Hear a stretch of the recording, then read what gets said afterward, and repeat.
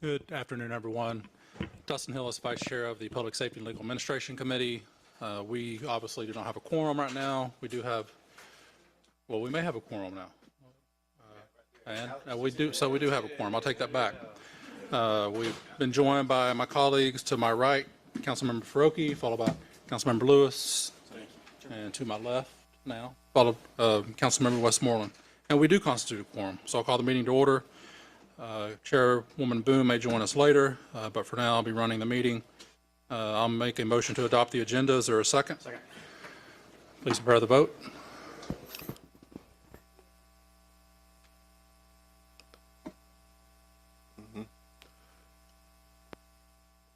The vote is open.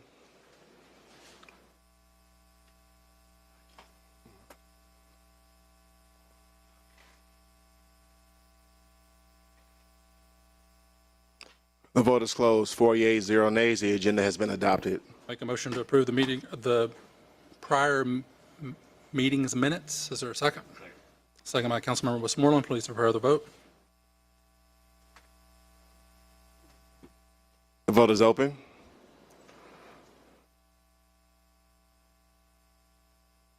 The vote is closed. 4 yeas, 0 nays. The minutes have been approved. All right, we will now move on to public comment. First, I have James Benson.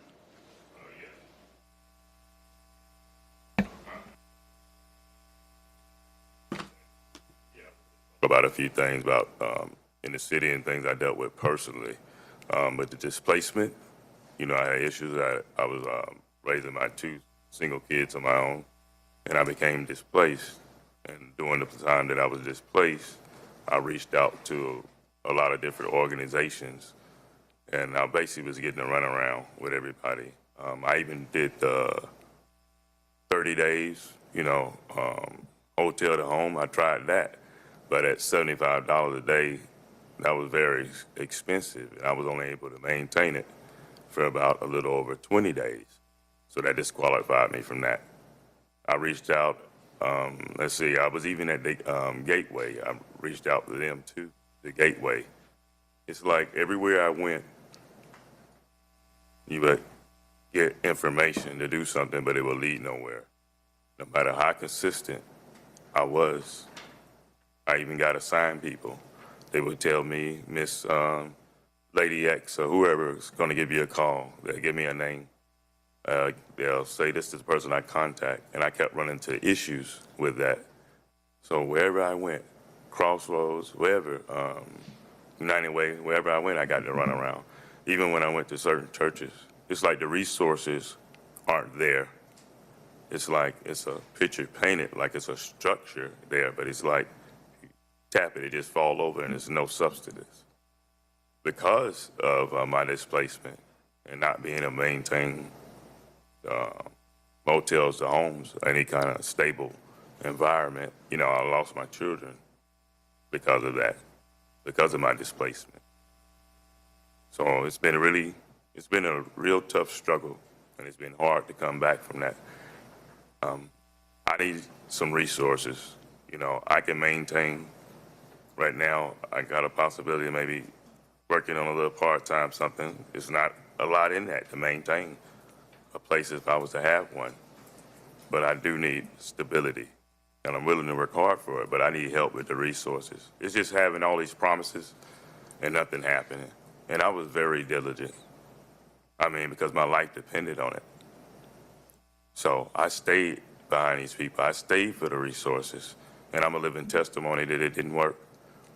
And here's something else I want to say closing up. Being sick and all, I went to Grady for medication, and me being displaced, they made me think that I couldn't get anything. They didn't tell me the proper procedures for us filling out that you're homeless or displaced and getting the proper paperwork down to the pharmacy and the staff needed to get your medications. And I think about people worse off than me in that situation. Thank you for letting me share. Thank you. Have on here someone yielding time. Generally don't allow that, but I think Councilmember Boone does, but they have to be present. Jordan Benson here. or Vice, Montavious Walker? I want to say Vice Chair Hillis, because you're acting chair today. The people that were here, they notified them that they were here. They seen them sign in, they waved at them. So they was here, they notified them, so they was aware that they was yielding the time. So you have to be present to yield time, but I'll give you your 3 minutes, Mr. Robinson. But they was here though, they notified them though. I'm saying the rule is if they notified them, they acknowledged that they were here and they signed in. And that's supposed to be sufficient. Not in my book. Not in your building? No, to yield time, you have to be present when public comment occurs. So go ahead and start your 3 minutes, Mr. Robinson. That's a city rule? Is that your rule? Or that's a city rule? Because we got to get this straight because they was here. You know what I'm saying? So if this your staff, if they notify the staff that we're donating time, that should be sufficient. Start the timer for Mr. Robinson, please. So you're not giving me my 9 minutes? You have your full 3 minutes, Mr. Robinson. Man, you're a piece of shit, man. And if you curse again, this is a publicly broadcast. Well, so what? Okay, okay. That people are watching. Okay. So like I said, FCC rules. today, I'm here today. I watched a video of Maynard Jackson when he went to Bankhead Courts and he slept in the projects. And when he came out of there, he signed into affirmative action in Atlanta when it came to what he's seen in Bankhead Courts. And what he found, Councilman Lewis and Councilman Westmoreland, was black women were being mistreated. He inserted affirmative action in Atlanta, and he hired a lot of black women at the top. Recently, we've had 7 black women, 1 Asian woman, and a gay guy being fired from the courts. On the heels of a black woman, an Asian woman, and any descent running for president, Maynard Jackson ushered in the Atlanta way. Many people say Atlanta, but it was until Maynard Jackson became the first black president, the first mayor of Atlanta, that he ushered in the Atlanta way. And that way was nobody would be discriminated against. Blacks, whites, Asian, it don't matter. Sam Massell lost to him. They had a working relationship together. Whites wasn't mistreated under him. Gays wasn't mistreated under him. So the Atlanta way is black women will not be mistreated, no matter if you're Asian. Gays will not be mistreated. And on top of that, not only were these black women fired and the Asian women, the gay guy fired, they were replaced with men that were underqualified and paid more than them. I think that's an issue that we need to address. From my understanding, the jobs was not posted. HR was unaware of it.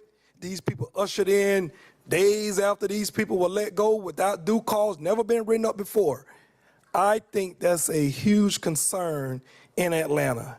And if I'm gonna be the only person up here protecting black women and gays, then so be it. If I gotta take on the machine and the administration, if nobody gonna speak up for our black women and our gay population, our Asian population, then so be it. But we have to do something about this. Being scared of who at the top and who did the firing, that has to be out the door. We cannot allow nobody to be mistreated. So first of all, I take up for women in general. But in this situation, these are black women that was targeted, and it's wrong, and we need to get to the bottom of it. And we can't be afraid of who did the firing and what it is. We have to call it out and deal with it.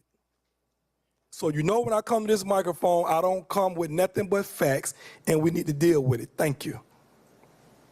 Next up is Honorary Jordan. Get out to the Spirit of God, everyone that's here. If we say that we have fellowship with him and walk in darkness, we lie and do not the truth. 1 John, 1st chapter, 6th verse. John may have in mind people who claim to be enjoying a close relationship with God, but who live lives clearly characterized by sin. To have fellowship with Jesus is a desire to fight against sin in us and in others. James Griff was on the internet thanking God for obtaining money the wrong way. Husbands, love your wives, even as Christ also loved the church and gave himself for it. Ephesians 5th chapter 25th verse. As Christ gave himself for the church, so there is to be no sacrifice, not even the laying down of his life that a husband should not be willing to make for his wife. The Lord said, James, fight against his words, so I read the scriptures to him. James do not desire to be a Christ-like husband. To marry James is to work against Jesus' word that created the income. How long will you imagine mischief against a man? Ye shall be slain, all of you, as a bullying wall shall ye be, and a tottering fence. Psalm 62nd chapter 33rd verse. At least 5 nouns describe God's protection: rock, salvation, defense, glory, and refuge. However, from his confident position, he is able to exhort others to trust in the Lord. We are not bigger than Jesus. Christ's protection plan will deliver you out of the hand of the enemy, and Satan's plan will lead you to destruction. And that ye may put difference between holy and unholy, and between unclean and clean. Leviticus 10th chapter 10th verse. Since, behold, the blood was not brought into the holy place, that is, the outer part of the tent of meeting, ye should indeed have eaten it in the holy place, as I commanded. We should seek to live holy to please Christ. The government let China buy farmland, but robbed my income to stop me from buying farmland for our protection. Your plan cannot deliver like Jesus can. When you seek to kill, you shall be killed. We need Christ's help. We live it on his time, not our own time. And we owe it to Christ to do right, because he made us for that purpose. If we seek Christ's purpose, it's a blessing. We seek our own purpose, a man's curses, then it's destruction on us. And we don't want destruction. We don't want the devil's plan. I know I don't. I don't need that. Councilmember Lewis, do you still want to speak to Mr. Robinson's comment? Yes, if we can get HR to give us a report on that. I do know that Mr. Robinson has, a lot of times you come in here, a lot of things they've come out to be true.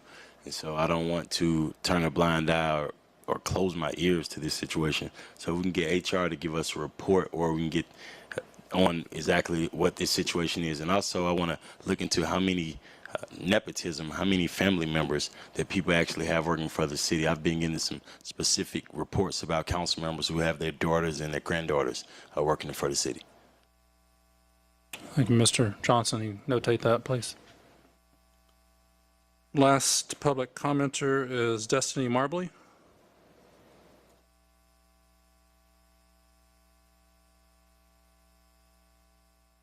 Hello, my name is Destiny. I'm not even sure if I'm at the right place.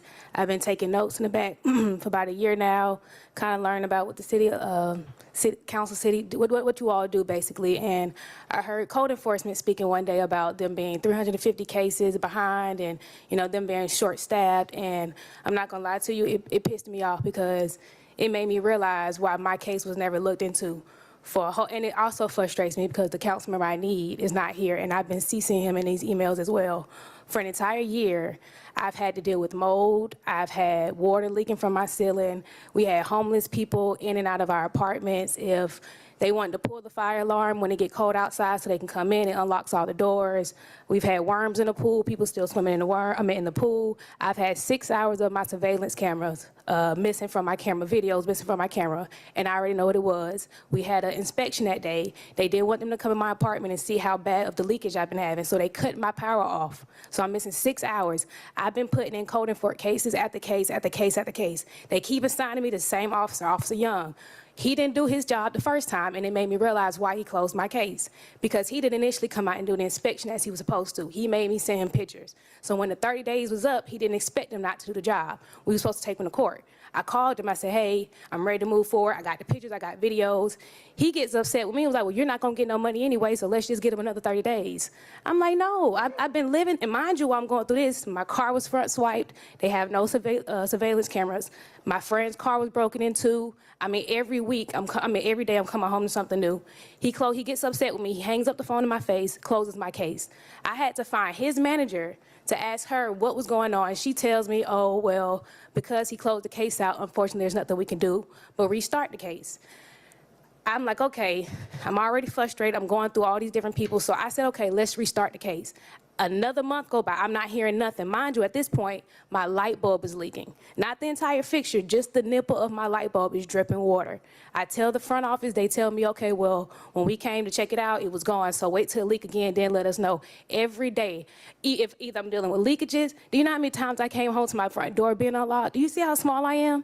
I work for myself. I get off work at 9, 10 o'clock. I come home and my door is unlocked multiple times. You know what I'm saying? Like, I live on Piedmont. I was born and raised in this city. I know the difference between being on Bankhead and Buckhead. I couldn't find a silver lining in. I mean, it was so bad, and I feel like you all present these resources to us, but then you abandon me. Like, I felt so abandoned. You can't sit here and call a single news station that didn't say I reached out to every single news station here. I CC'd my councilman like I was supposed to. I even approached some of the other councilmen to try to talk to y'all about it, but email us, give me an email. I've done everything, and you turned your back on us, on me. So I know my time is up, but I just wanted to say it's really frustrating too because the councilman I need to talk to is not even here. So I'm just saying, like, all this updates, and what's the point when y'all not really out here helping the city for real? A whole year of me emailing every single month. I've emailed the chief of police, CDC, chief of fire, code enforcement, Department of Public Health, everybody in one email, and I've done this every single month, and you all abandoned me. And then when I pulled them to the side to tell them, she was like, oh, well, are you still there? And I told her, no, I just moved out. Oh, well, I mean, it's basically nothing they can do because now I'm out the apartment. Okay. So I just feel like, I know I'm over. Your time is up, and I get I'll that. just say that I don't know who your specific council member is, but this is just the Juan, I know, Public I Safety just- Committee. I just He's wanted not to on the speak Public out. Safety Committee. I get it. But we do have, I don't know if you've met her before, but Director Talley is the Director of Code Enforcement, and I'm sure she'll be glad to take some of your complaints and look into the issues you're having.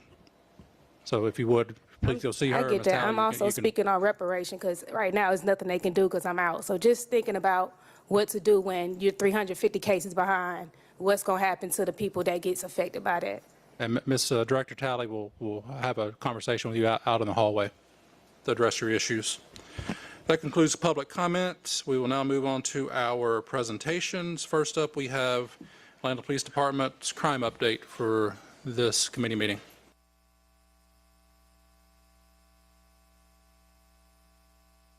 Good afternoon. Deputy Chief Gary Harper, representing Chief Darren Shearbaum and Assistant Chief Carvin Tyus. Just for an update on our crime. Before you get to that, this weekend we had a nationwide. There's been some protest activity that we've seen at some of the major airports, and with Atlanta being the world's most efficient and largest airport, we thwarted a protest attempt at the airport this weekend, so it's something we wanted to speak on. There were some vehicles that gathered, and they tried to come through, but we were able, through our planning, to prevent that from developing into something where they shut down anything at the airport. So I just want to give an update on that. We're looking pretty good for our crimes against person. We're down 9% for the year. Specifically on homicides, we're down year to date, and we're looking pretty good on that. Our property crimes are down 2%. One of the significant things in there is we're down 20% in thefts of motor vehicles. But we're still looking at a little bit for year to date. Other larcenies and theft from motor vehicles, we're still looking, we're at the 5% mark, so we're making steps on getting that under control. So we're pretty happy with that. And we have an aggressive plan coming forward on how we're going to thwart that and make our reduction a little bit better for the year. For any updates on specific crimes, I know there was a question, Councilmember Lewis stepped out about the shooting at 540 Windsor, but our homicide section has got 4 warrants in that case. And if there's any further questions, they can reach out to me or Deputy Chief Spann. Yes, sir. Thank you, Deputy Chief Harper. Any questions? All right, thanks so much. Next up, we will have the quarterly update from the Atlanta Municipal Court.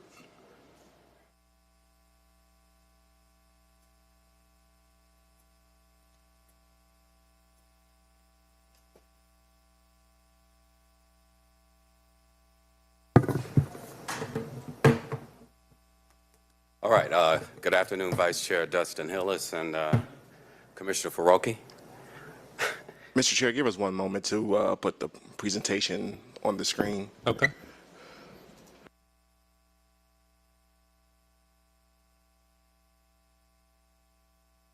While we're waiting on that, if I can proceed, please. Yes. Go ahead. All right. So this is my first appearance before this committee as Chief Judge of the Municipal Court of Atlanta, and what will be my second term as Chief Judge. It is my honor to be here to represent our judicial branch of our municipal government. It's 158 employees and our 10 judges. On behalf of the court, I want to extend our gratitude to our former Chief Judge, Christopher Portis, for his leadership.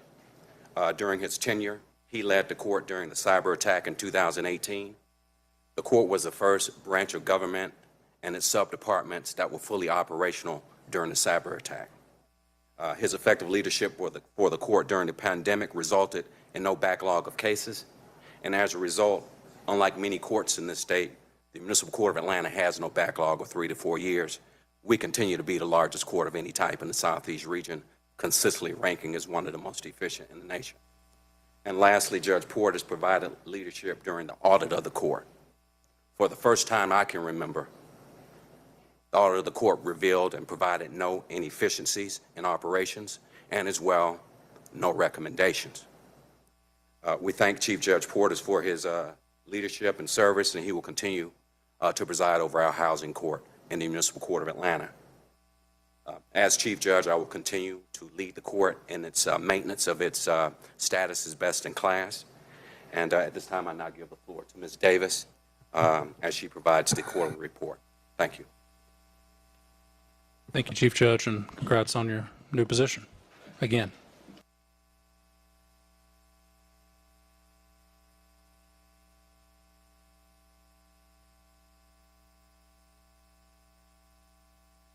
Good afternoon.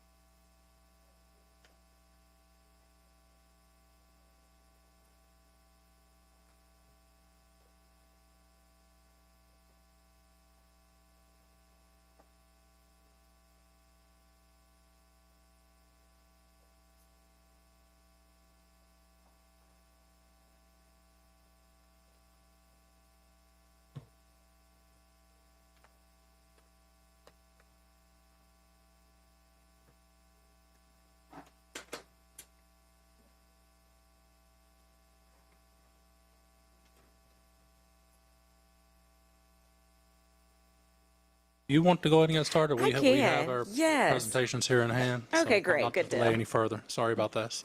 Well, good afternoon. Rashida Davis, Court Administrator and Chief Clerk for the Municipal Court of Atlanta. Thank you guys for having me here this afternoon. Happy to present our quarterly presentation on behalf of the court. We'll start with the first slide. That is our building entrance, our building metrics. That's important for us to track how many visitors that we have coming throughout our building. This includes defendants, attorneys, staff. We have had over 205,000 visitors for our court from January to July, and we averaged about 29,000 visitors each month. It's important because we want to make sure that we are maintaining our building and keeping it safe. And so if we turn our attention to the next slide, it is an overview of our weapons and contraband, right? These are things that we capture when people try to enter our building, our facility. It's important for us to make sure that everybody has a safe environment to take care of their business at the court. Contraband can be gas, pepper. It can be pepper spray. It can be handguns. We've had instances of someone trying to bring a weapon into our court and knives. We've had about 467 instances of contraband this year. We are partnering with Enterprise Asset Management and also Emergency Preparedness. Okay, perfect. Thank you. Maybe we could zoom out. Is it possible? We're partnering with Enterprise and Asset Management and Emergency Preparedness to update our walking metal detectors and our X-ray machines. We have some of our machines are original to the building, which is 2004, so that's 20 years later, right? So we're working with them to meet our immediate needs to upgrade some of our equipment. The next series of metrics will be our case metrics. This is information that we track and provide for the Administrative Office of Courts. They capture metrics for every court in the state of Georgia. That's municipal courts, probate, state, and superior courts. Our largest category of cases is traffic, right? We are primarily a traffic court. We have received over 55,000 traffic cases this year thus far, and we've closed out 53,000 cases. That results in what's called a clearance rate. A clearance rate is something unique to the court. It accounts for the amount of cases that you're taking in and the amount of cases that you're closing. That's important because we want to track our backlog, if any. Right now, our traffic case clearance rate is 96%, so it's our highest clearance rate. The next category of cases, we want to make sure that we compare and contrast the total traffic cases filed and our bound over cases. These are cases that are transferred to another court. If an individual can face up to a year in prison, they have the right to exercise a jury trial. If that individual makes that request, that case is transferred to the county courthouse where that offense occurred. So some of those cases go to Fulton County. Some of those cases go to Cobb County as well as Clayton County. Depending on whether or not it is a felony or not, it may go to Superior Court. But for the most part, our cases get transferred to state court. And our traffic cases, we have about an 8% bind over rate. Our next set of metrics deals with our criminal cases. These are individuals who have received a disorderly conduct case, a theft by shoplifting. They may have discharged a weapon. These cases may involve more witnesses, more evidence, and tend to take a little bit longer of time. This year so far, we've received over 7,600 criminal cases. We've closed out about 5,200. That results in a 68% clearance rate. And you also want to take a snapshot of the cases that are bound over. This is our lowest bind over percentage for criminal cases. It's about 2%. So about 98% of our cases stay in-house at our court. This is primarily because those cases are ordinance, city ordinance cases.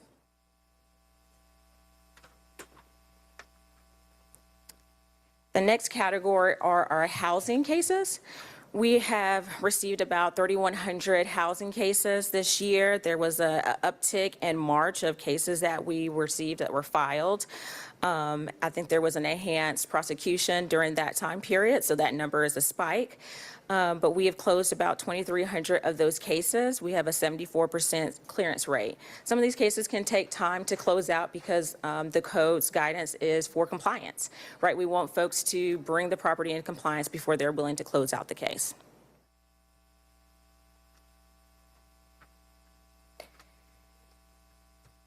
Our next slide deals with our overall case metrics year over year. So you'll notice that that number is a little bit higher. This takes in our traffic, our criminal, our housing cases, in addition to our parking and school bus. So we have received 73,000 cases thus far. We are up 6,400 cases from this point in time last year. So last year we handled about 67,000 cases. This year we're at 73,000. Our next slide compares our total cases that we received and our failure to appear cases, right? These are individuals who, for whatever reason, do not appear in court. Out of the 73,000 cases, about 23,000 of those individuals did not appear. That is a 31% FTA rate. So 1 in 3 cases will not appear for whatever reason for court. But if we look at year over year, which is our next slide, we actually have a reduction in our FTA cases. This year, we have 23,136. Last year, this time, we had 29,398.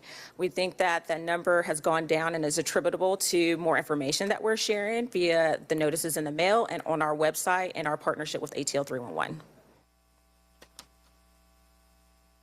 So it's important to talk about FTAs. Well, how many FTAs do we close? Well, we've closed 9,553 cases this year. That's not quite half. It's about 41% of the cases at FTA, they actually came in and got resolved.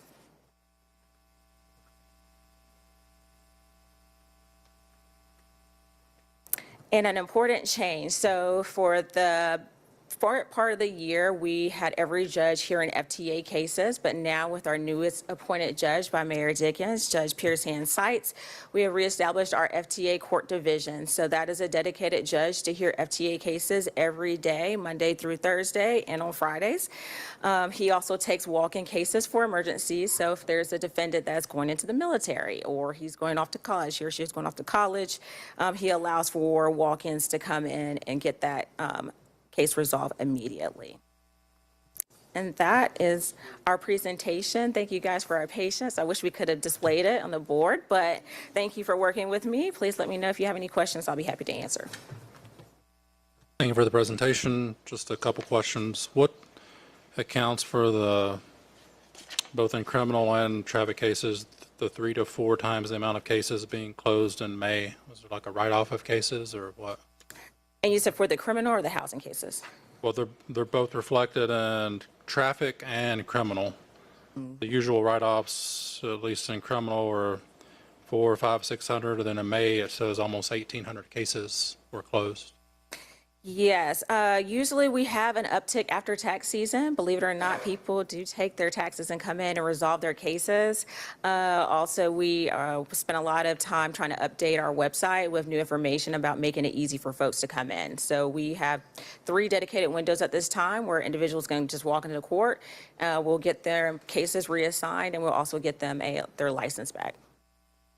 And then on the flip side of that, the housing cases, there was an extremely large uptick in filed cases in March. Was on the solicitor's office or code enforcement really busy in March, or? Yes, I do believe that was one of the problem properties. It had quite a few citations, and so there was a lot of cases that resulted from those sightings. Understood. That's all the questions I have for now. Colleagues, any questions? All right. Thank you, Thank you yes. so much. Thank you. Next up, we will have the Office of the City Solicitor quarterly update.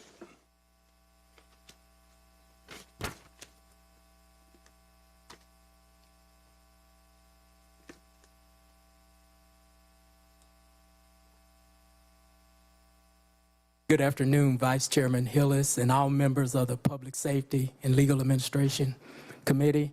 I am Raines Carter, City Solicitor.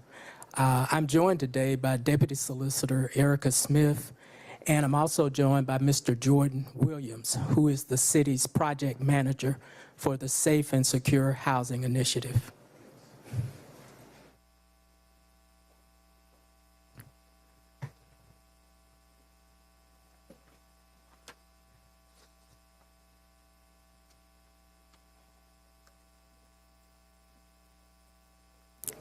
Okay. Would you like me to proceed? For now, yes, sir. Okay. I'll go ahead and proceed with the paper presentation. For our agenda today, we will be discussing our courtroom metrics for the period of April 2024 through June 2024 to represent that particular quarter. We're going to discuss our high-intensity traffic cases. And of course, we're going to discuss our code enforcement court. Next, we'll discuss the Mayor's Safe and Secure Housing Initiative. I want to take a moment to thank the Mayor and members of his administration for entrusting us with working with the Safe and Secure Housing Initiative. This has been an extremely busy quarter for that initiative. Then we'll have an update on our nuisance property enforcement that has been ongoing for many years, and then we'll conclude with our community outreach efforts. Our higher intensity traffic court, of course, deals with our most serious traffic violations. We are so proud to have that court with our Chief Judge, Christopher Ward. We have 2 prosecutors that are assigned to that court on a daily basis, and they handle cases dealing with aggressive driving, fleeing and attempting to elude law enforcement, stunt driving, reckless driving, laying drag, racing, and speeding.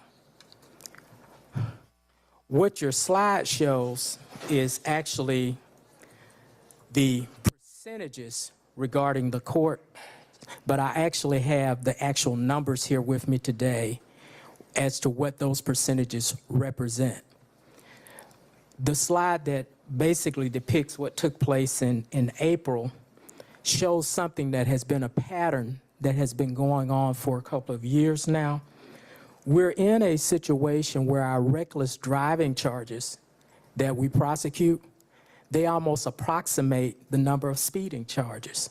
So we are really having a very serious problem here in the city of Atlanta with reckless driving.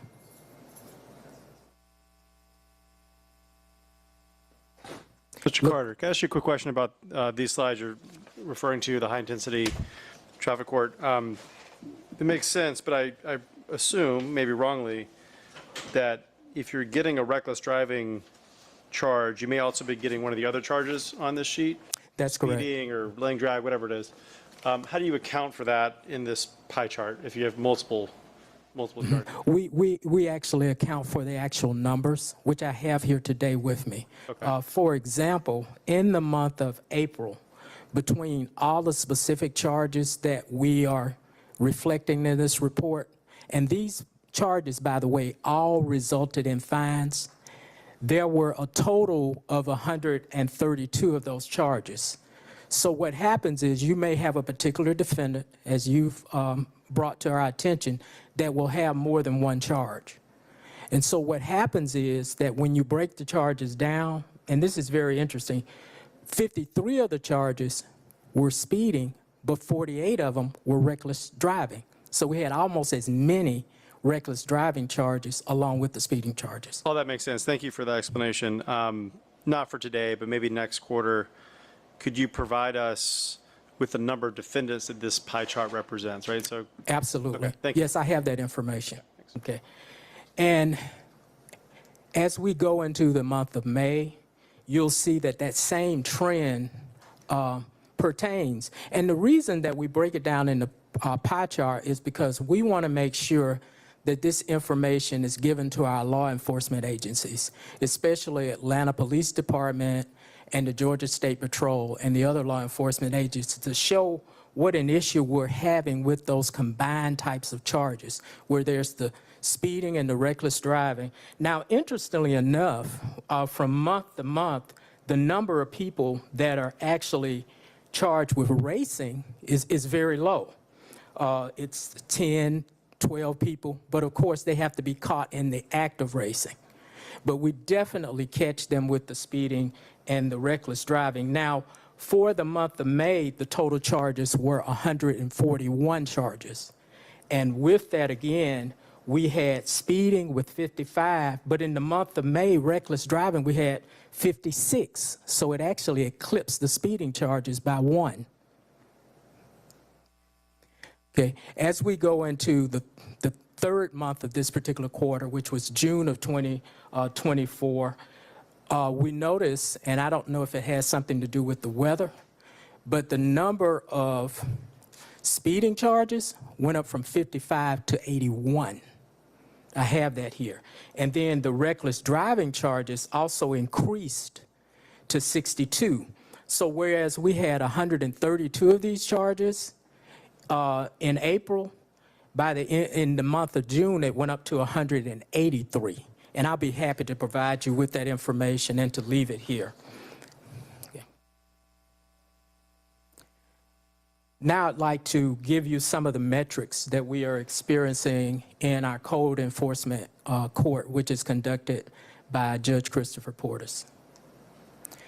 As you know, the categories that we report on regularly included the fire code, erosion control, business license, our alcohol cases, zoning violations, what is called the civil process cases. Of course, those are our housing code violations, so they're always much more numerous than the other cases.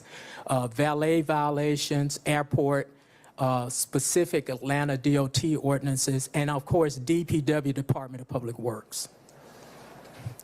And what you'll find is a continuing trend whereby the code cases, which are housing code cases, of course, are a very high percentage of the calendar because, as you mentioned, you can have one particular multifamily dwelling that can have numerous charges.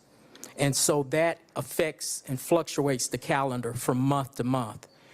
It may hit the system in March, then you start adjudicating in April, and then by May, it may go down, but it does not mean that we're dealing with fewer cases. It just might mean that we may have a property that has fewer violations. And so what you would see in April is about 54% of those cases, just to give you an idea of what that looks like in terms of numbers. The business license cases, which you see a percentage of, in the month of April, we had 304 business license cases that were successfully prosecuted. So I certainly want to commend Mr. Davis and the people in the Department of Revenue. They are really bringing in those business license cases. And this kind of coincides with just the seasonal types of requirements that we have for business license owners. But with regard to our code violation cases, they may show almost like 971, but that's the number of charges. You can have a major apartment complex with almost 500 charges. So that's why those numbers look so large. As we go into May, as you can see, you have that same fluctuation that takes place based upon what's placed on the calendar. It may not be the number of properties, but it may be a property with a large number of violations. So those are the things that make those fluctuate.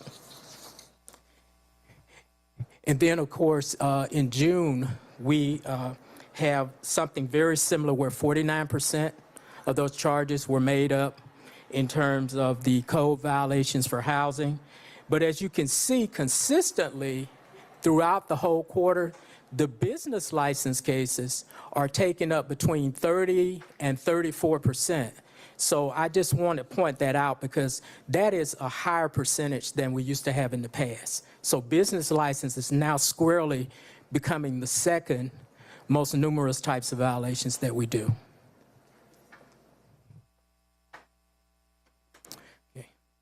Next, I'd like to report on the mayor's Safe and Secure Housing Initiative. The mayor has a team that works very closely with us to make sure that we keep this on the forefront. I want to take a moment to thank you as a city council for the resources that were provided in the budget.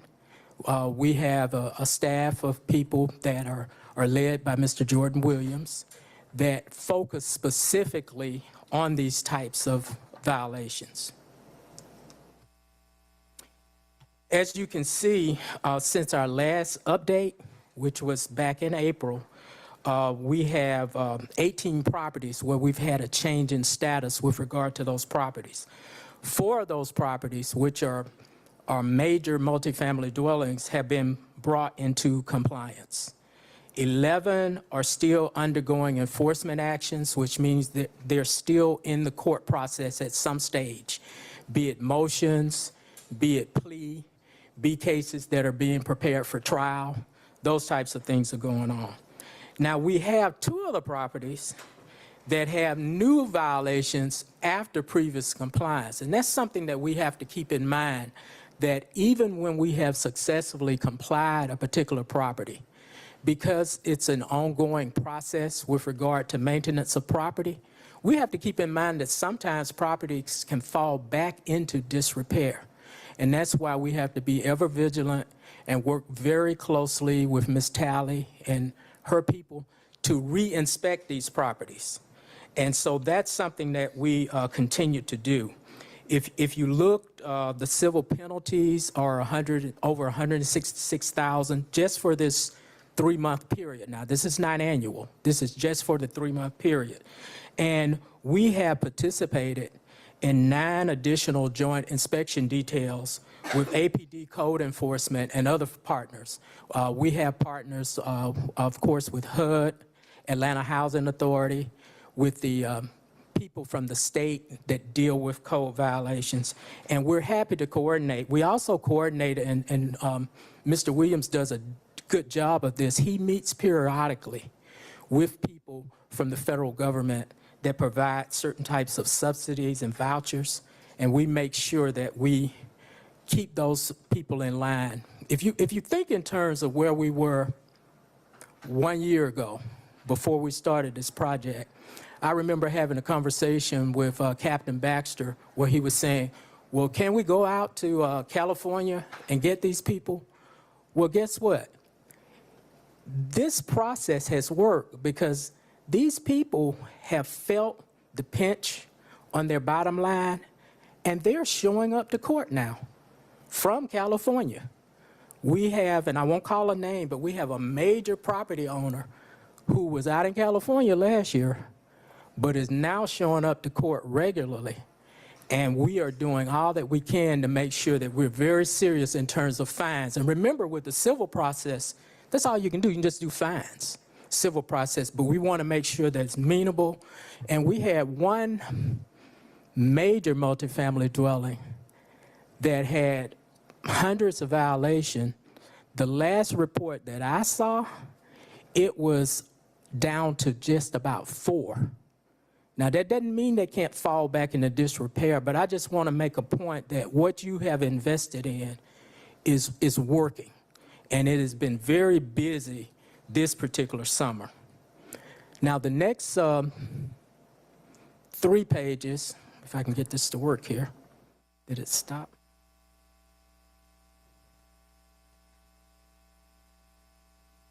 Let's see. Oh, okay, great.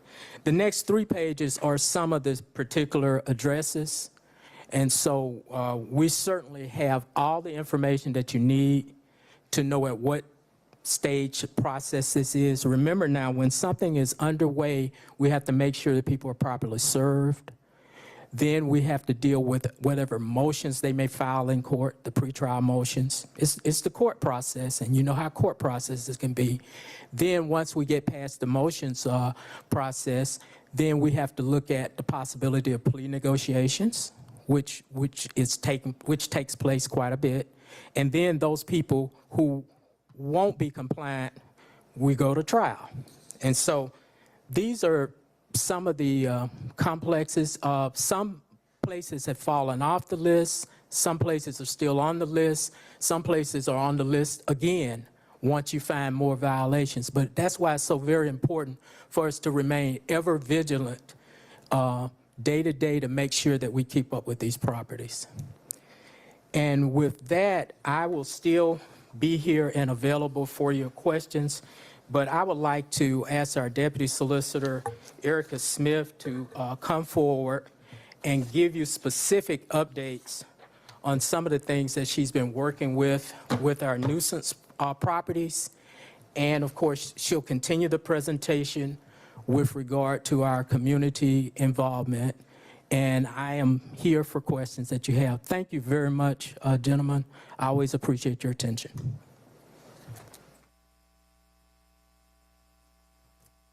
Good afternoon. I'm Erica D. Smith, Deputy Solicitor.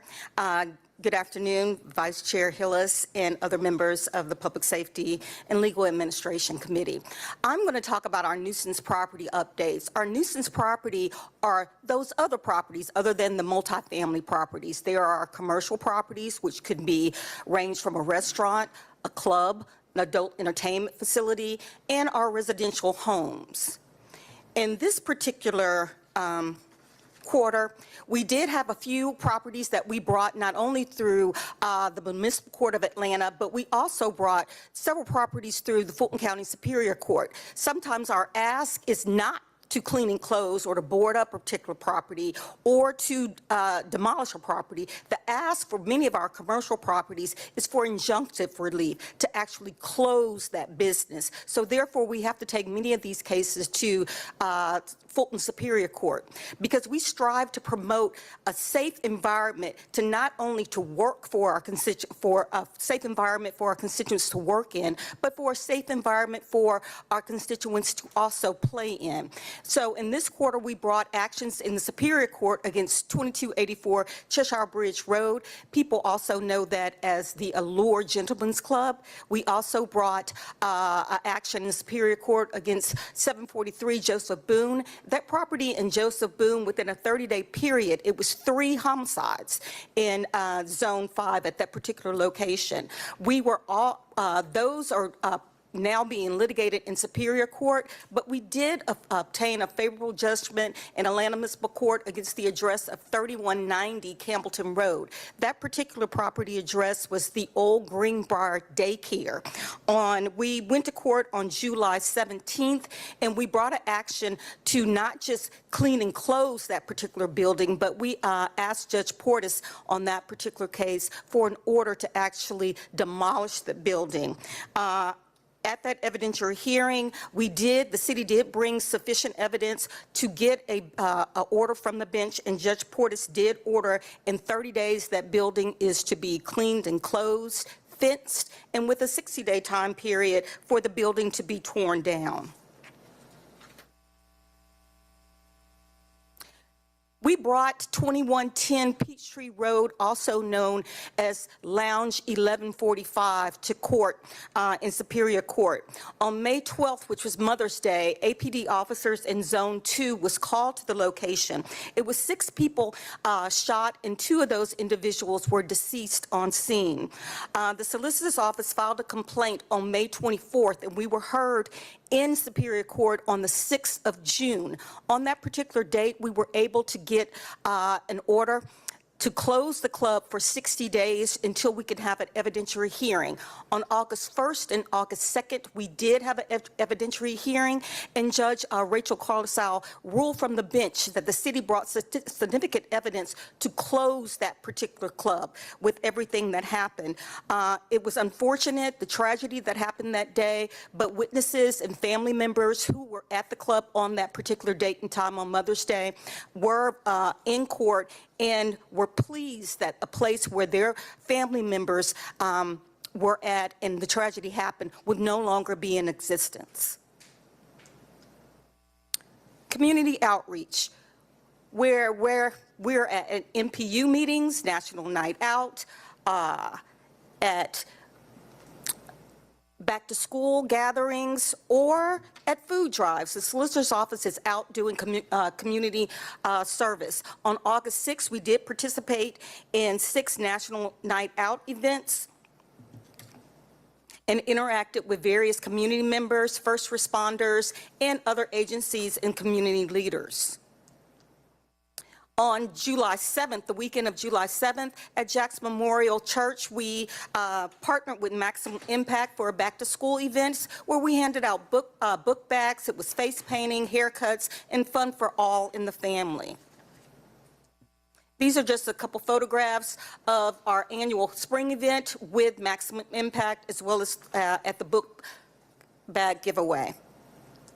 Also this year, for the first annual kickball tournament, our office was actually challenged by Keith Gamage in the Fulton County Solicitor's Office. It was the Solicitor Generals from Fulton County against the City of Atlanta Solicitors Club.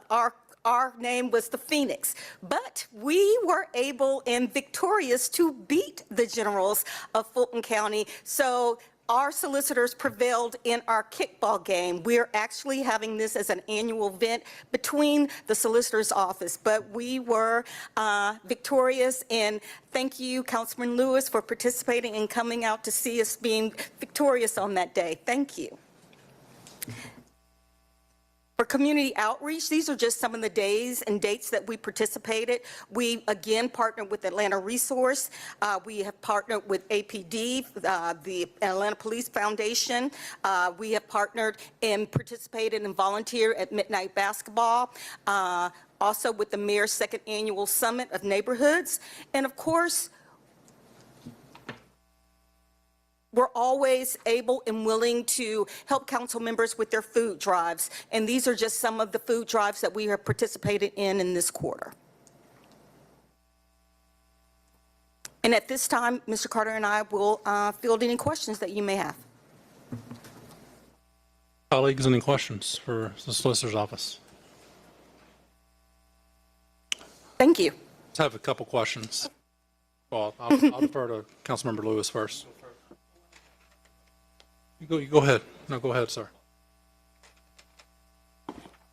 And sticking around, first, the questions I had were around closer to what Councilmember Faroki said on the speeding fines. Thinking about, could you tell us, or could you go more in depth and let us know the area of the city that is happening? Because I'm getting a lot of calls, and me, myself, I was stopped again, and they don't give me tickets. They stopped me. The last time I was stopped, he told me that I was headed to City Hall, and it was 4 motorcycle officers, and he told me I was going 52, but he didn't have a gun. And so he eyeballed it, and thankful Ms. Smith did say I was at the kickball tournament. My favorite team was the Phoenix, but my favorite player was on the other team. My wife, who's also an attorney and solicitor who fights these kind of cases in court, in which a lot of our Atlanta police officers are sending people to, they're losing a lot of these trials, a lot of these cases because of the eyeballing of the speed and saying the speed. So you can look at the area and look at how many of these cases we're just losing because we're eyeballing the speeds. So that's most certainly. What I will do, and I'm in keeping with what Councilmember Faroki brought up, what I will do is I'll send you the information we have now for this quarter, but going forward with our next quarterly reports, we will have the actual numbers of the charges so that you can delineate what they are.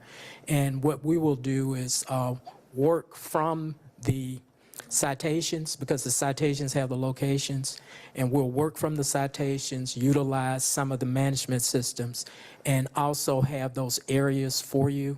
And so we'll try it going forward in our next quarterly report and let us know how it looks for you. We'll be happy to do it. And I think it'd be easy because you can do it by zones. Because the zones, they already break down and let us know how many of them call pad. Good point. So if they can just add like, hey, because I think that in my area, I've been pulled over more times this year than I have in my entire life, right? And I've only received 1 ticket. So I'm saying that they're stopping folks and not giving folks tickets. So I'm only assuming about other things that are happening. The next thing I want to talk about there is the June. When I know the trend has been June's, it's the summer. Yes. Can you look at multiple years? I know you, just because I think that as the summertime, that way we can probably prepare for it more. In June and July, the rates are going to go up as people are home. Schools are out and more people, college students are home, and some of the cases. I'm thinking about my under 25-year-old nephew who tried to join my car insurance. Right. Okay. I'm just thinking about the way they probably drive. So if we can look at that for that reason. I definitely go back 3 years. If you like, we can go back 4 years from the time of the pandemic, and that will give us a good comparison. Yeah, whatever times you use. Okay. Lastly, code enforcement. The last night in District 12, or 2 nights ago, we had a club, La Cora, and it had we don't know exactly what happened, but I know they have their license. So if I can get a report so I can find out, and it can be offline because I want to have a further conversation. I want to know exactly what happened and how is it that we, in the middle of the night, bust the club whenever they were already ran a sting operation at the middle of the night instead of the entire time they were open the entire day. It could have came at any given time, and according to the owner, he's been reaching out to the city of Atlanta for the past 2 years trying to work on some of this stuff. So, Well, Councilmember Lewis, I will be happy to discuss that with you. I don't want to compromise any case, but I can definitely discuss that with you offline. All right, thank you. Thank you. So my question is kind of taken aback by the safe and secure housing initiative list has Rolling Bends, also fancily known as Woodland Heights now, because, you know, changing the name is going to fix everything. Yes. What is the, I can give you, know- I definitely have an update. tell me what you can in public, and we can have an update offline if necessary. We most certainly will. We actually have some documentation on those two properties which have present court dates, and that documentation includes something that I would love to share with you about how we move forward. So after this meeting, when I get back to the office, I'll get with the attorney that's working on that case, because I saw it this morning. And when I saw it, I smiled, but I know I can't talk about it publicly. So I'll get that information to you as soon as I get back over, those two properties. And then my other one, which I wasn't going to ask about, was going to ask for an update offline. I've been asking for your updates, but we had another occurrence last night, and the perpetrator, what I believe was taken into custody that they've been looking for, that FTA'd on his last either noise ordinance or party house case, the Paul Avenue party house. Where are we with that? And I'll be more than happy to discuss that with you offline as well, because that is a moving case. And you're absolutely right. There was an incident this past weekend, and I can give you an update on how we're moving forward, Councilmember. Thank you for that. Councilmember Lewis, additional questions? One thing on, same thing on Safe and Secure Housing Initiative. I didn't want to say anything way offline, but 2612 Steele Avenue, Park South. I'm out there enough to know, and I'm wondering what does complied mean, because what does complied mean here? I apologize. We receive a report from the inspectors that work under Miss Talley, and basically, once that particular violation is described, when that violation satisfies their standards in terms of repair or replacement, they will mark it as complied. I'll be happy to share with you a couple of the reports that we receive, and I'll do it on a case that's closed out so that you can look at it and look at what the violation was and how they were able to determine and to stamp it as compliant. I'll do it with a closed out case. We'll be happy to talk to you about it, because you need to know what that means. Because what happens is some properties, as I say, they'll fall back into disrepair, but it may be for a different reason. So I need you to be able to put eyes on it so you can see it. Or if we can ride to Park South, nothing's changed. I'm out there. Park South? Yes, 2612 Steele Avenue Southwest. They got holes bigger than this driving through the parking lot. Like, nothing's changed. We need some assistance out there. Okay. Thank you. We'll do that. Why don't we arrange with your office to do that? Okay. All right, thank you so much. Okay. Thank you all. Thank you all for your support. Next up, we have another presentation, but it is associated with a communication, so if you'll read that in, Mr. Johnson. Section G, Communications, item number 1, 24C 5113. A communication from Daniel Hampton, Chair Audit Committee, submitting the performance audit report, Fire Fleet Maintenance. Ms. Noble, would you like to do your, or whomever is presenting your audit report?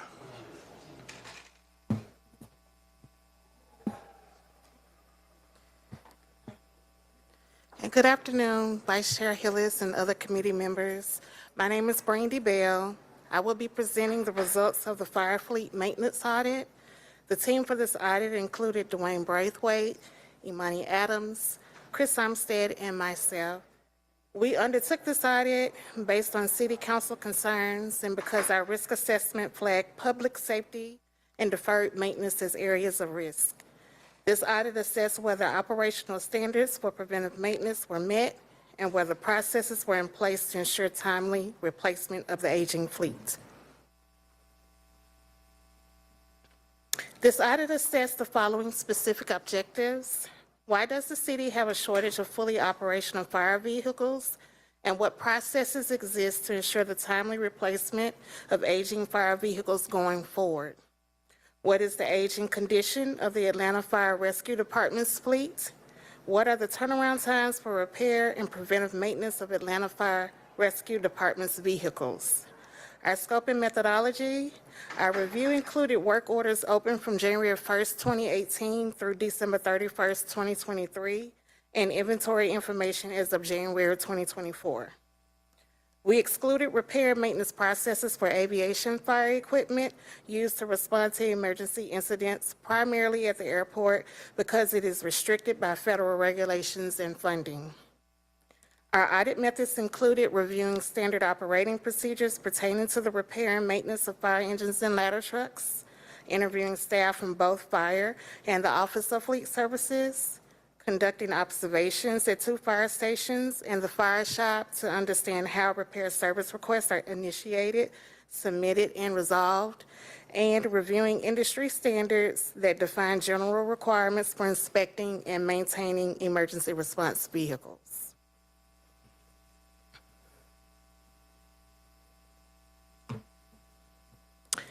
This slide provides a bit of background information on the purpose of the Atlanta Fire Rescue Department. Fire provides fire mitigation, rescue services, and emergency medical services. It is also responsible for protecting the lives and property of residents, businesses, and city visitors. Stations are assigned apparatus, which include fire engines and ladder trucks, and must make sure the vehicles are kept in good working condition by conducting routine inspections and following established preventive maintenance, testing, and certification schedules. The city maintains 37 fire stations across 7 battalions.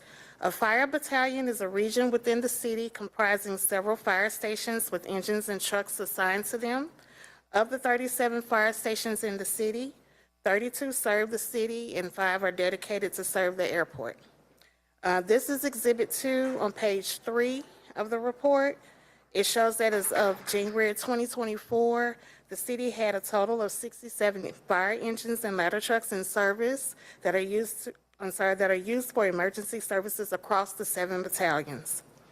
These consist of 22 ladder trucks and 45 engines that were placed in service between 2000 and 2023. Of these, 3 ladder trucks and 6 engines are assigned to aviation. Although typically remaining on site, aviation trucks have been used to respond to emergency calls outside of the airport due to a shortage of vehicles within the city, for which the fire chief made arrangements with the aviation general manager.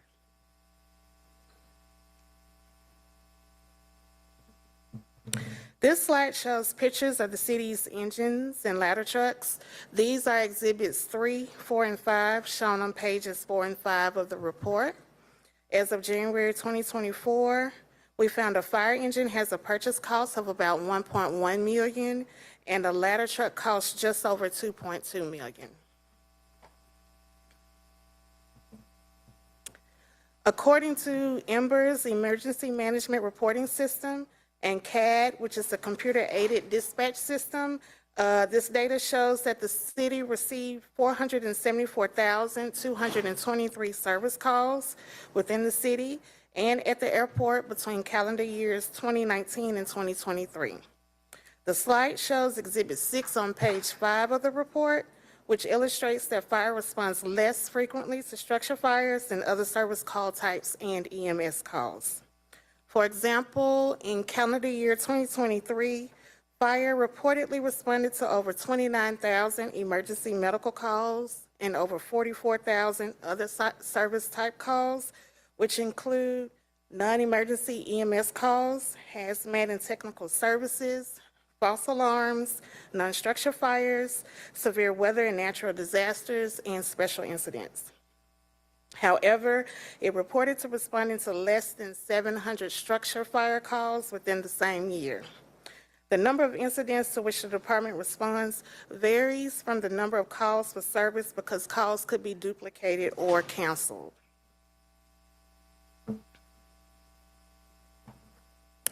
The city's primary financing source for fleet purchases has been the GMA, which is the Georgia Municipal Association.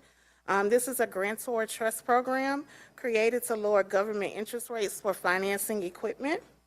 The city became a member of the program in 1998 following a review of equipment replacement needs and financing demands of the local Georgia governments.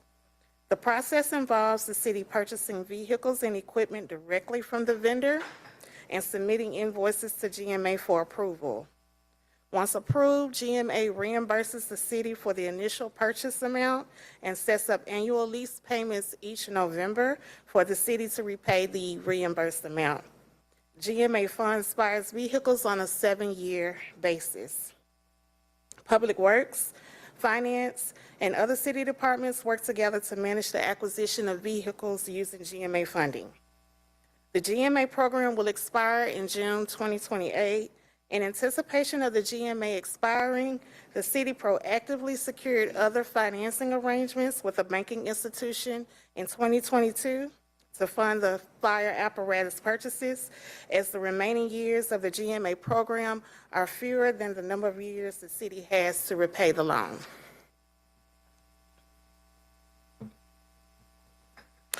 This is a list of the entities involved in purchasing fire apparatus. A detailed flow chart of the process is included in our report on page 8. Fleet Services manages vehicle acquisitions for city departments, including fire. It collaborates with fire staff to ensure that purchases of fire apparatus meet the city's needs. Fire staff told us apparatus purchases are determined based on the amount of capital funding that the city allocated to the department in legislation. Once City Council approves legislation authorizing city departments to use funds to purchase vehicles and equipment, Fleet Services works directly with the user department to determine vehicles to be ordered based on the city's budget and works directly with the contracted city vendor to order vehicles on behalf of the department. Fire apparatus can take 2 to 3 years to be constructed, and some can take up to 4 years, depending on the apparatus's customizable needs. Once the city receives the purchased engine or ladder truck, Fleet Service technicians inspect the apparatus to ensure it meets contractor requirements and adds it to the inventory in the Fleet Asset Management System, which is referred to as Asset Works.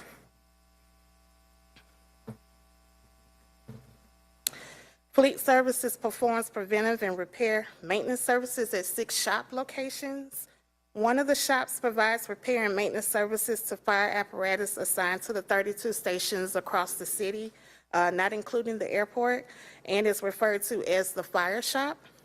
Fire station personnel are responsible for conducting daily inspections of the fire apparatus, including at a minimum an inspection of the vehicle body, tires, lights, horn, brakes, windshield, mirrors, seat belts, fuel levels, emergency equipment, and other operating systems. If fire personnel identify any repairs needed during the inspections, they submit service repair requests to the fire fleet liaison stationed at the Fleet Services Fire Shop. Fire shop staff repair and maintain fire's engines and ladder trucks, but the staff outsources complex repairs. So here we will get into our findings. We found that Public Works did not have an existing fleet replacement strategy to ensure the city had an adequate number of operable fire vehicles and reserves, resulting in the city using fire vehicles beyond their life cycles and in some cases with significant mechanical issues. Public Works hired a consultant in October 2023 to develop a replacement plan that identified nearly 25% of engines and ladders are overdue for replacement. The city has proposed a budget of $23.7 million in fiscal year 2025 within Fire's capital fund for the purchase of vehicles. The city's primary financing source, the GMA revolving loan fund, was inadequate Between fiscal years 2017 and 2024, City Council adopted legislation that included requests from fire to purchase 58 engines and ladder trucks at an estimated cost of slightly over $53 million. The city purchased 30 of the 58 engines and ladder trucks approved for purchase. Most of the remaining 28 were not purchased due to insufficient funding. We found fire was allocated a total of $22.5 million over the period from GMA legislation for the purchase of engines and ladder trucks, leaving a shortage of $31 million. The city could not rely solely on GMA funding for its fire fleet needs because the GMA funding was insufficient, so the city sought other financing arrangements. The fire fleet had only 3 engines and no ladder trucks in reserve to cover the city, which is below the number recommended by international standards. Based on fire's current frontline fleet, the department should have at least 2 ladder trucks and 4 engines in its reserve fleet. Orders have been placed for new fire apparatus, including reserve engines and ladder trucks, and they are currently being constructed. We also observed significant unresolved maintenance issues for the fire apparatus, including air brake malfunctions, fluid leaks, and frayed seats and seat belts, as shown in the photos. These are shown in Exhibits 17 and 18 on pages 26 and 27 of the audit report.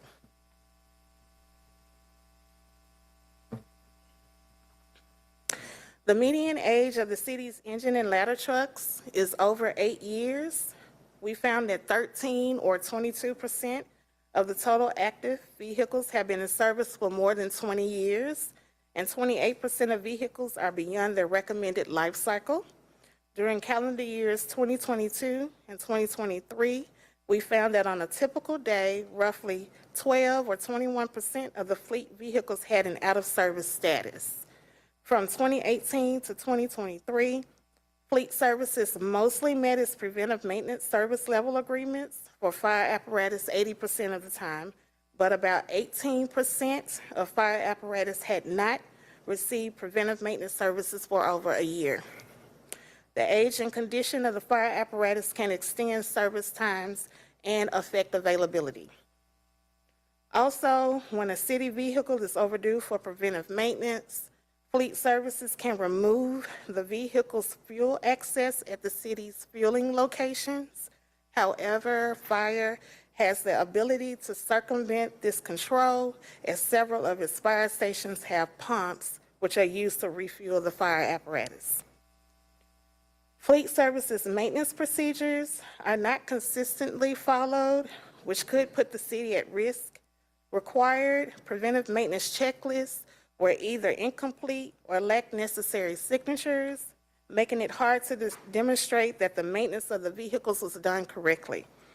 The fire shop also is not consistently keeping track of its inventory of parts. Parts are bought in bulk, and the inventory process is disorganized with no clear procedure for assigning parts to vehicle repairs.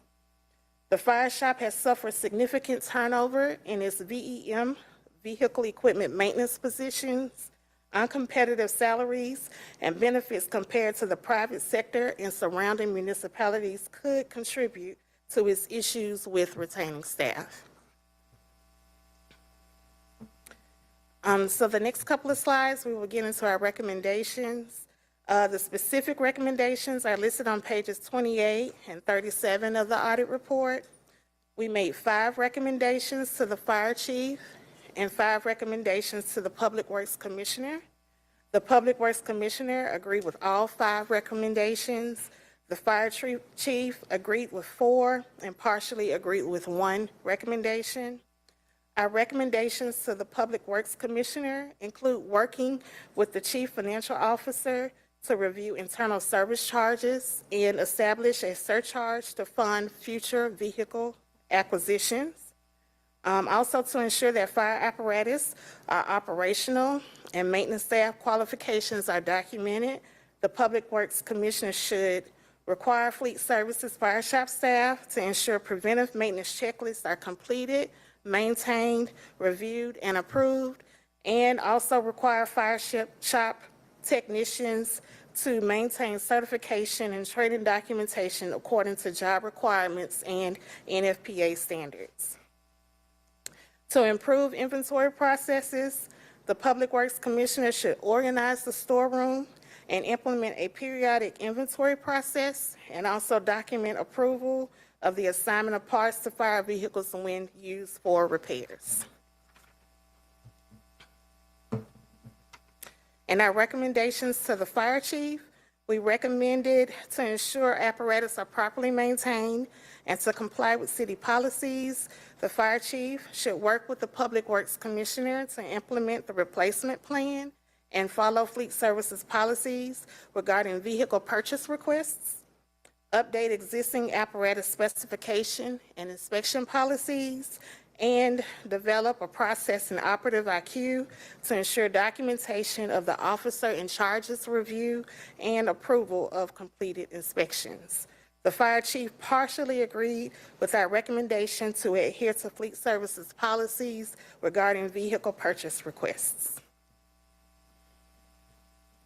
This concludes our presentation on the audit we conducted over fire fleet maintenance. We appreciate the courtesy and cooperation of city staff throughout the audit.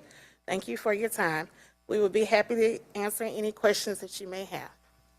Thank you for the presentation and the work. Certainly, I would say one of the more troubling, scathing audits I've seen in my almost 7 years on council. But hopefully we are moving in a position to right these issues. A few questions, first of all. What are the details, and just so the public knows, and I think we all know up here, but the thought is we were going to receive this audit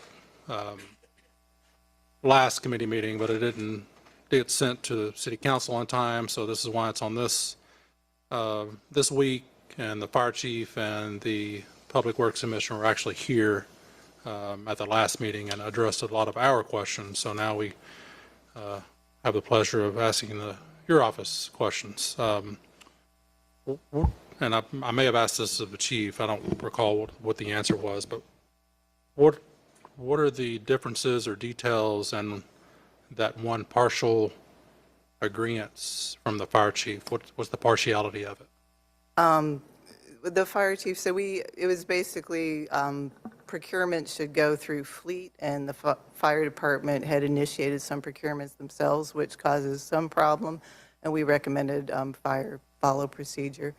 And the chief agrees in principle, but said that, there were extreme circumstances and it wasn't getting done, so he did it, and in the same circumstances, he'd do it again. I'm paraphrasing. That's pretty much exactly what he said. Okay. One kind of specific detail I heard is that interests me, the workaround from being able to cut off the fuel access. And I know, as was mentioned, fire stations also have their, diesel tanks. Was there not any recommendations made around that and cutting off that access, or giving those controls over those tanks to DPW to be able to also cut off access to those tanks, or? We deferred making recommendations about the fuel tanks because we are currently working on an audit of fuel consumption and dispensing. So we'll make recommendations in a few months. Gotcha. And another thing that got brought up, and fortunately couldn't get an answer and haven't received one yet, but it tends, and maybe multiple city departments do this, but fire certainly does. In one slide, it stated that the city has 19 ladders. It does not have 19 ladders. It has somewhere less than 14 functional ladders, and then probably 5 pieces of junk sitting on a lot somewhere on Clare Drive that is in black and white in the city's fleet, but hasn't ran in a number of years, and probably won't ever again. But cities keep these on their books, or departments keep these on their books to make their numbers look good. When they go get recertified or whatever, they can say they have 19 ladders and not 14 ladders. So was that an observation you all made? And why was there no recommendation off getting, I mean, equipment that obviously isn't working and probably isn't going to work unless you invest probably 80% of what it's worth back into it? Was there any recommendations made around that? So I know that exhibit, we sourced the exhibit to the status in the AssetWorks database. So some of them had active status. Whether or not they were actually working, were they not actually working, do we know? I mean, I think we were told that there were some that were shown in reserve status that didn't work, and we removed those from the reserve status on our exhibit, but the ones that were assigned, I think we kept in the exhibit. Yep, I'd I'll like double check that, but our source some more was the granular database. detail on at least the city side ladder and Yes, engines. Yes, but we did Does- not check whether every piece of apparatus that was listed as active, whether it was actually functional. I think we did look to see, when it was, well, we couldn't really tell necessarily when it was last fueled because they don't fuel at city pumps. And some of them hadn't had a preventive maintenance in over a year, so we couldn't always tell when they were last in for maintenance. So it's possible that some that are showing as active aren't really functional. And then, I've looked into this, and it's not necessarily a question of this particular audit, but if you found anything, I mean, there's a, pie in the sky number that a ladder or engine should last 10 years, 12 years, whatever, but then there doesn't really seem to be any accounting of how hard that engine or ladder is run. I mean, we have ladders that are of the same model year, and one has 60,000 more miles than the other one. So did you find anything, if there are any standards or what other cities are doing, how long they're running their pieces of apparatus to get like a true, like how long are these lasting? Because ideally, I mean, the reason we don't have any reserves is because we run these things until the wheels fall off, and then you have no to put in reserve. So you should ideally retire an engine or a ladder well before the end of its useful life so you can continue to use it as a reserve. And now instead we're buying brand new pieces of equipment to put them in the reserves.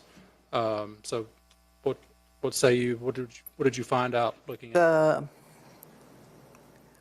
I think it is pretty common to use years instead of mileage for useful life for fire equipment. I'm checking. And the city has established 15 years as useful life for both engine and ladders. The fire chief thinks that should be shorter because of the type of use that they get. Definitely. I would be fully agree with that.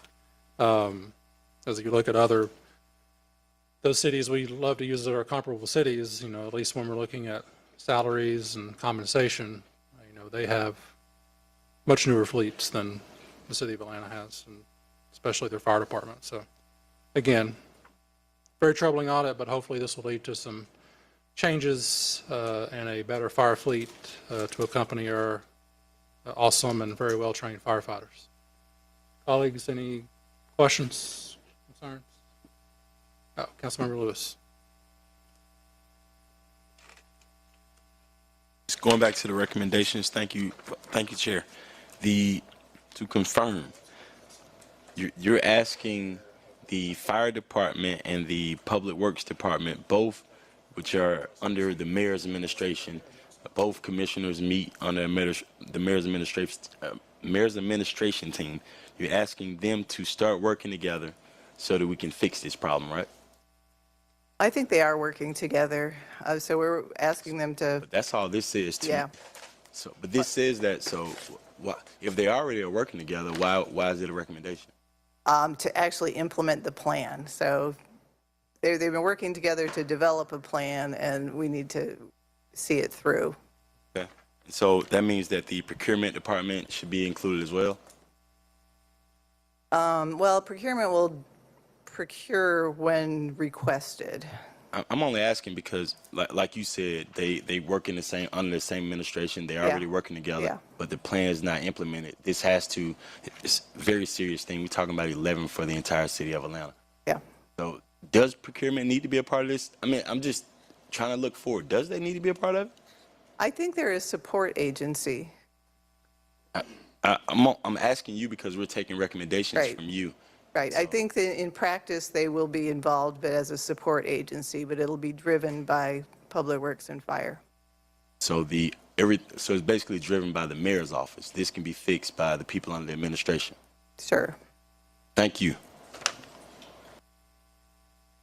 I will say, so city code places responsibility for fleet planning under Public Works. That's one of the reasons we identified Public Works. I was just making sure. I know the Okay. commissioner, they all sit at the mayor's table. Yes. Making sure that the administration is the Yes. administration can handle this. Thank you. Thank you, Councilmember Lewis. Councilmember Westmoreland has made a motion to accept and file, which I will second. Please prepare the vote.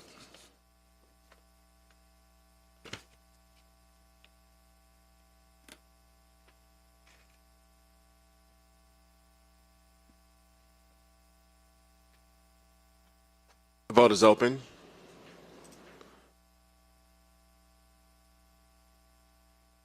The vote is closed. 4 yeas, 0 nays. This item is accepted and filed.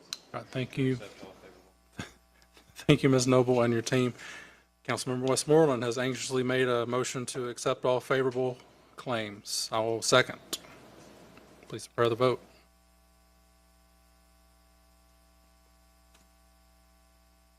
The vote is open. The vote is closed. 4 yeas, 0 nays. The favorable claims have been approved. Make a motion to adverse all unfavorable claims. Is there a second? Second by Councilmember Westmoreland. Please prepare the vote. Vote is open. The vote is closed. 4 yeas, 0 nays. The unfavorable claims have been adversed. There is one first read, Mr. Johnson. Yes.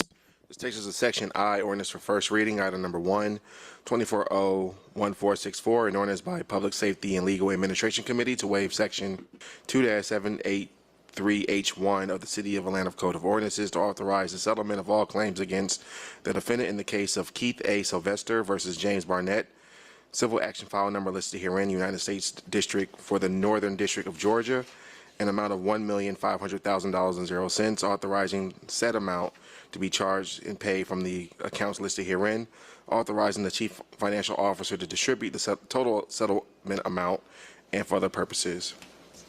Thank you, and I'll just say, given the amount of this claim, maybe want to get with Chairwoman Boone and see if she wants an executive session on this paper before it comes up at the next meeting. Moving on to our regular agenda and ordinances for second read. Item number 2, 24O1415, an ordinance by Public Safety and Legal Administration Committee authorizing the mayor or his designee on behalf of the City of Atlanta to enter into a First Amendment to lease agreement with Atlanta Police Foundation Support Incorporated for the lease of property located at 69 Mason Avenue, Atlanta, Georgia 30307, DeKalb County parcel RD number listed herein, and for the contiguous property located at 1504 Hardy Street, Atlanta, Georgia 30307, DeKalb County parcel ID number listed herein, consisting of one building and an adjacent vacant lot for use as an Atlanta Police Department substation to extend the lease of the term for 3 years, commencing retroactively on June 22nd, 2024, and ending on June 21st, 2027, authorizing a rental rate of $1.00 for the term of the lease agreement, waiving Article 10, Section 2-1546 of the Procurement Code of the City of Atlanta Code of Ordinances, authorizing the expenditure to be charged to and paid from accounts listed herein and for other purposes. We'll need to wait for Councilmember Faroki's return.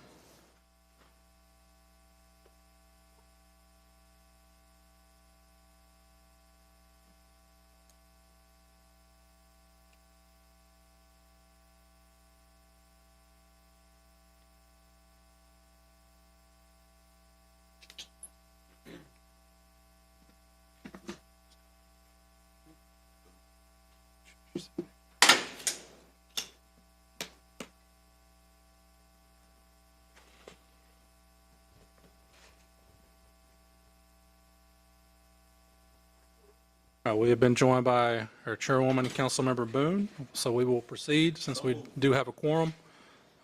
Moved by Councilmember Lewis. I'll second that. Please prepare the vote.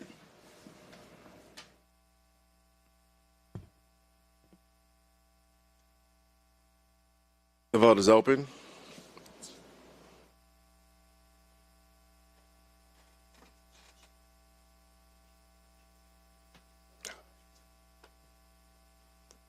The vote is closed. 4 yeas, 0 nays. This item is favorable. Next item. Item number 324-01416, an ordinance by Public Safety and Legal Administration Committee authorizing the settlement of all claims involving the City of Atlanta in the matter of the City of Atlanta versus 0.007 acres of land and certain easement rights, Golem Investments Incorporated, Kerry Oil Company Incorporated, South State Bank, formerly known as Center State Bank, Georgia Power Company, formerly known as Georgia Railway and Power Company, Georgia Department of Revenue, Arthur E. Fernandad, Fulton County Tax Commissioner, and any and all persons having an interest in 1790 Howell Mill Road, Northwest Atlanta, Georgia 30318, tax parcel ID number listed herein, Superior Court civil action number listed herein for an amount not to exceed $52,000.00 in settlement of the condemnation of 0.007 acres of required right-of-way and temporary easement for the Howell Mill Complete Street Project located at 1790 Howell Mill Road, Northwest Atlanta, Georgia 30318, tax parcel ID number listed herein.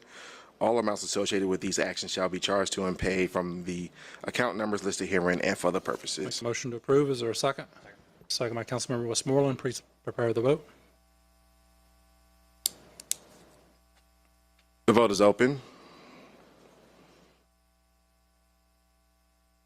The vote is closed. 5 yeas, 0 nays. This item is favorable. Item number 4. Mr. Vice Chair, item number 4 requires an amendment that changes the caption. Can we motion to bring forth the amendment? Is there a second? Second by Councilmember Westmoreland. Please prepare the vote on the amendment.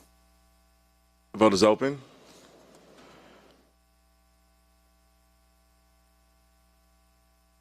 The vote is closed. 5 yeas, 0 nays. The amendment is before you. The amendment corrects a Scrivener's error in the caption.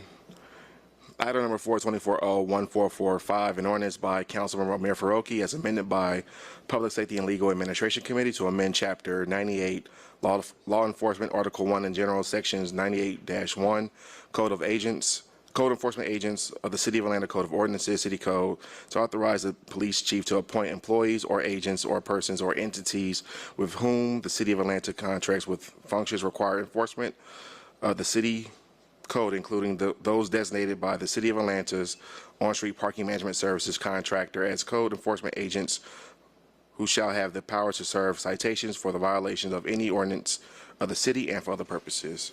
Councilmember Faroki. I'll move to hold. Second. Councilmember Westmoreland can have that second.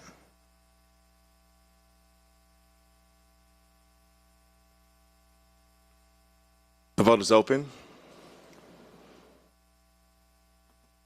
The vote is closed. 5 yeas, 0 nays. This item is amended and held in committee. This takes us to Section K, resolutions. Item number 524R3897, a resolution by Public Safety and Legal Administration Committee authorizing the mayor or his designee to execute the First Amendment to sole source agreement listed herein, AFD First and Alerting Radio Interface Controller for Fire Station Maintenance and Support Services with WestNet Incorporated on behalf of the Department of Aviation to add Atlanta Fire Rescue Department as an authorized user and to add funding for additional services in amount not to exceed $339,844.46. All contracted work will be charged to and paid from the fund, department, organization, and account number listed herein and for other purposes. Mr. Vice Chair, the department requested this item be filed. Make a motion to file. Is there a second? Second by Councilmember Westmoreland. Please prepare the vote to file. The vote is open.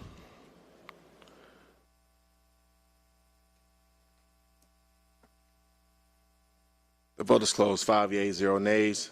This item is filed. Item number 6, I believe we have a substitute. I'll make a motion to bring forth the substitute. Is there a second? Second by Councilmember Westmoreland. Please prepare the vote. The vote is open. The vote is closed. 5 yeas, 0 nays. The substitute is brought before you. The substitute adds additional whereas clauses regarding blight. Item number 6, 24R3934, a resolution by Councilmember Andre L. Boone as substituted by the Public Safety and Legal Administration Committee, a resolution urging the introduction of a program of blight condemnation designed to address vacant, abandoned, and deteriorated properties within the city limits that hinder the implementation of the community-driven revitalization efforts and for other purposes. Move approval. Councilwoman Boone. Move approval. Move approval by Councilmember Boone, second by Councilmember Westmoreland. We have a desire to speak from, I believe that's Councilmember Bakhtiari down there. Hi, I just had a couple of questions I was hoping to ask, just clarifying questions on the legislation. Would that be okay for both the writer and legal? Yes, I will come for you. Okay, so just real quick questions. No, I appreciate the legislation. I just wanted to understand. I was curious about what the city intends to do with the seized blighted properties. Are they meant to go to affordable housing, or are they going to be put into the land bank? Good afternoon, Amber A. Robinson, City of Atlanta Department of Law. Insofar as the intentions regarding this legislation, I would want to defer, I believe, to the administration, which Sure. I believe is here to address any of those policy Thank you. issues. Good afternoon. I'm David Edwards, Policy Advisor for Neighborhoods in the Mayor's Office. I appreciate your willingness to take a look at this resolution. The answer to the question is that the idea is to get those properties as quickly into a redevelopment as possible. As we Okay. acquire them. So the intention is but the intention is for affordability moving The forward, intention is to redevelop those properties. Whether the degree to which they will be affordable will depend on what other so that they are more than subsidy just a blighted property sitting. Understood. And then how long after blight designation would the city seek to seize a property? Do we know? The way the process works is that the city will identify candidate properties and notify those property owners immediately, within weeks, and we expect to roll this out in the fall. And this next question, because this next question I have specifically also apply, I want to know from my district because we are battling quite a bit of blighted property, especially in the East Atlanta area. And I was curious as to eradicating blight per the resolution, how broadly would the eminent domain power be invoked? Well, as you know, we have several tools to address blight. This council passed legislation in August for a blight tax, which is a part of that tool set. Blight condemnation will likely be used in a more strategic scalpel-like way because of the limit, because we have to actually acquire the property. So we will be limited by the resources we've got to actually acquire these properties. So we'll be looking at strategic properties, particularly those that are impeding our redevelopment plans. Understood. And to submit properties for consideration will be done by the council member to the administration? The council has we need authority from the council to move forward with a blight condemnation action against a property. And if the council has suggested properties, we would certainly be happy to look at those. Understood. Thank you. That concludes my questions. Thank you, Mr. What's the title for Vice Chair? Thank you, Mr. Vice Chair. Madam Vice Chair. Thank you, Madam Vice Chair. Thank you, Councilmember Bakhtiari. We have a motion from Councilmember Boone, a second from Councilmember Westmoreland, I believe. Okay. I have a motion to amend out of Councilmember Lewis's name. One moment.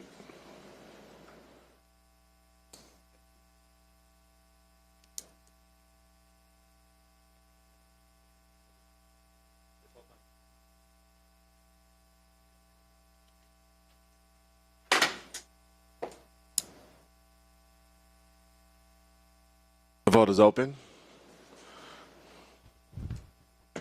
The vote is closed. 5 yeas, 0 nays. This item is amended. Make a motion to approve as substituted as amended. Second by Councilmember Lewis.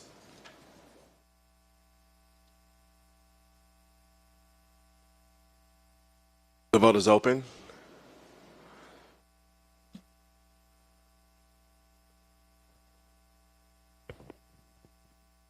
Will everyone please vote? The vote is closed. 5 yeas, 0 nays. This item is favorable on substitute as amended. Item number 7. Item number 7, 24R3968, a resolution by Public Safety and Legal Administration Committee authorizing the reemployment of City of Atlanta Department of Police employee, Police Officer Claude Moore, Data Reporting Analyst Senior under Section 3-505A of the Charter of the City of Atlanta and for other purposes. Make a motion to approve. Is there a second? Second. Second by Councilmember Westmoreland. Please prepare the vote. The vote is open. The The vote is closed. 5 yeas, 0 nays. This item is favorable. Mr. Vice Chair, there is no objection from the committee. Can we take items 11 through 12 together as a block? Please. Item number A24R3969, a resolution by Public Safety and Legal Administration Committee authorizing the settlement of all claims against defendant City of Atlanta in the case of Joyce Soros versus City of Atlanta, Georgia, civil action file number listed herein, pending in the State Court of Fulton County, Georgia, in the amount of $9,000.00, authorizing the settlement amount to be charged to and paid from the accounts listed herein, authorizing the Chief Financial Officer to distribute the settlement amount and for other purposes.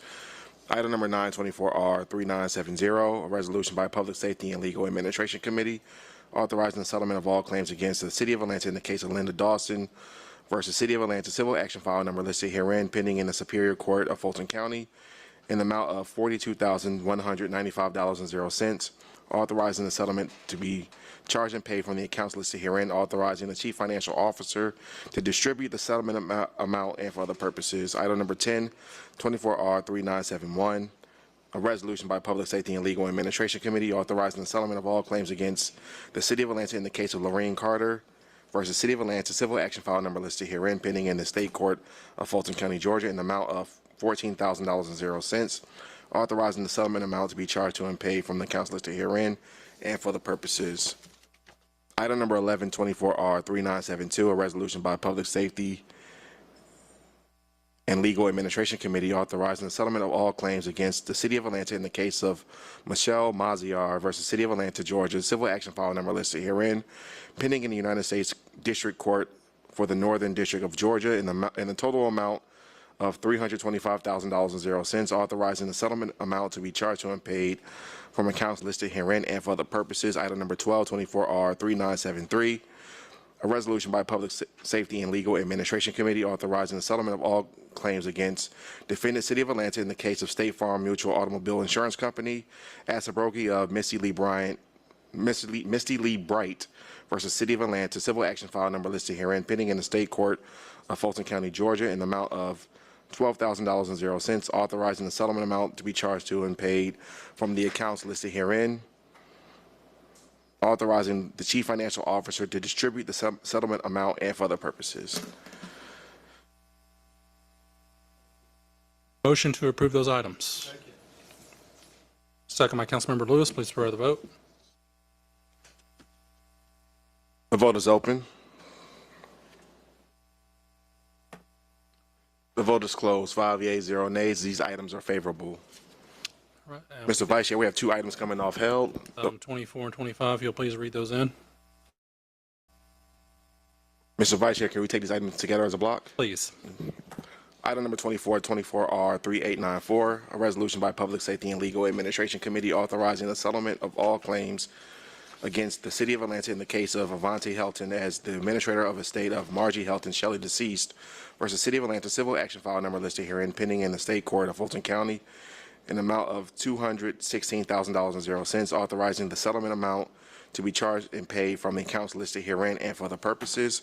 Item number 24R3895, a resolution by Public Safety and Legal Administration Committee authorizing the settlement of all claims against the City of Atlanta in the case of Dolphin E. Jackson versus City of Atlanta, civil action file number listed herein, pending in the Superior Court of Fulton County, in amount of $300,000.00, authorizing the settlement amount to be charged to and paid from the accounts listed herein and for other purposes.